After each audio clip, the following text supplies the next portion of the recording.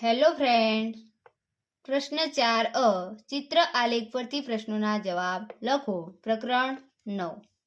1. કેટલીક વ્યક્તિઓની મીઠાઈની પસંદગીનું ચિત્ર આલેખ નીચે દર્શાવ્યું છે. જો ચિત્ર આલેખમાં એક વર્તુળ બરાબર 5 વ્યક્તિઓનું પ્રમાણ હોય તો આપેલા પ્રશ્નોના જવાબ લખો. અહીંયા મીઠાઈ આપી છે, પસંદગી કરનાર વ્યક્તિઓનું ચિહ્ન આપ્યું છે. એક વર્તુળ બરાબર કેટલા ગણવાના આપણે? 5 વ્યક્તિ. તો અહીંયા નીચે 5 પ્રશ્નો આપેલા છે. એ 5 પ્રશ્નોના આપણે અહીંયા જવાબ શું આવે એ જોઈએ.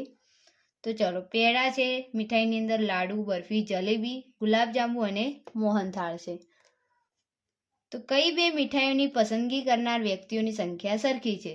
તો આ તમે જોઈ શકો છો, આ જે બંને વર્તુળ આપે છે એ સરખા છે. તો પહેલાની અંદર જવાબ આવશે બરફી અને જલેબી. લાડુ પસંદ, બીજા નંબરમાં લાડુ પસંદ કરનાર વ્યક્તિઓની સંખ્યા કેટલી છે?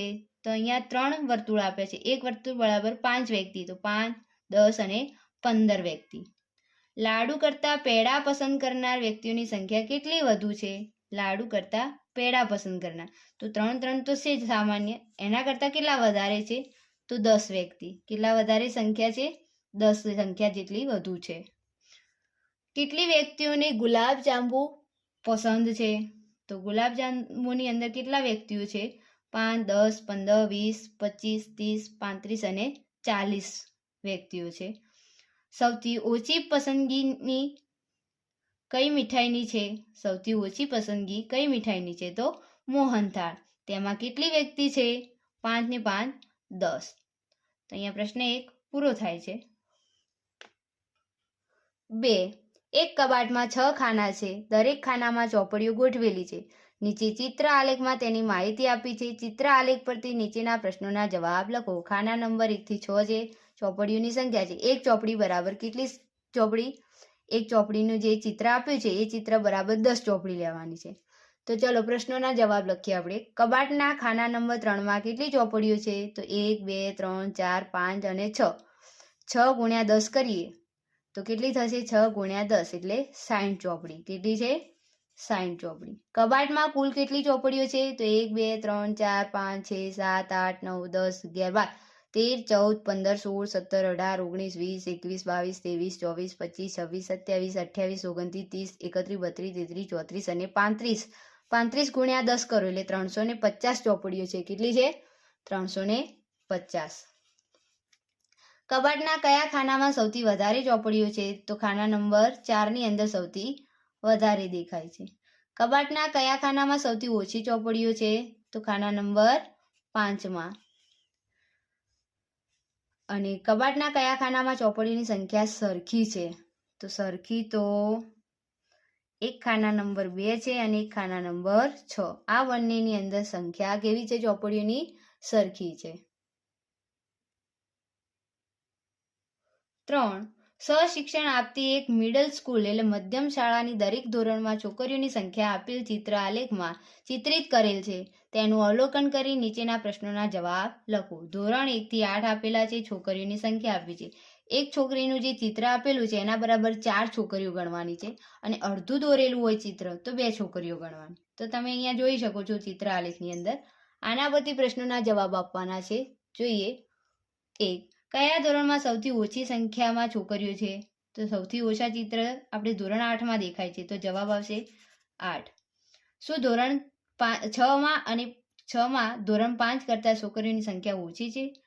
જે ધોરણ 6 છે આર્યું એ આના કરતાં ઓછી છે? ના, એના કરતાં શું છે? વધારે છે. તો શું આવશે? ના. ધોરણ 7માં છોકરીઓની સંખ્યા કેટલી છે? એક છોકરીનું ચિત્ર બરાબર 4 ગણવાનું. તો 4, 4, 8 ને 4, 12. કેટલી છે? 12. ધોરણ 1 થી 8માં છોકરીઓની કુલ સંખ્યા કેટલી છે? તો 1, 2, 3, 4, 5, 6, 7, 8, 9, 10. આ બાકી રાખીએ. 11, 12, 13, 14, 15, 16, 17, 18. આ બાકી રાખીએ. અડધી ને અડધી એક થઈ જાય ને તો કેટલી થઈ? 18 ને 19, 20, 21, 22, 23, 24, 25, 26, 27, 28, 29 અને અડધી ને અડધી 31. 30 ગુણ્યા 4 કરીએ આપણે તો શું? 4 તરી 12. એટલે કેટલી છોકરીઓ છે કુલ? 120. 1 થી 8 ધોરણમાં છોકરીઓની સંખ્યા 120 છે. ધોરણ 7 કરતાં ધોરણ 1માં છોકરીઓની સંખ્યા કેટલી વધારે છે?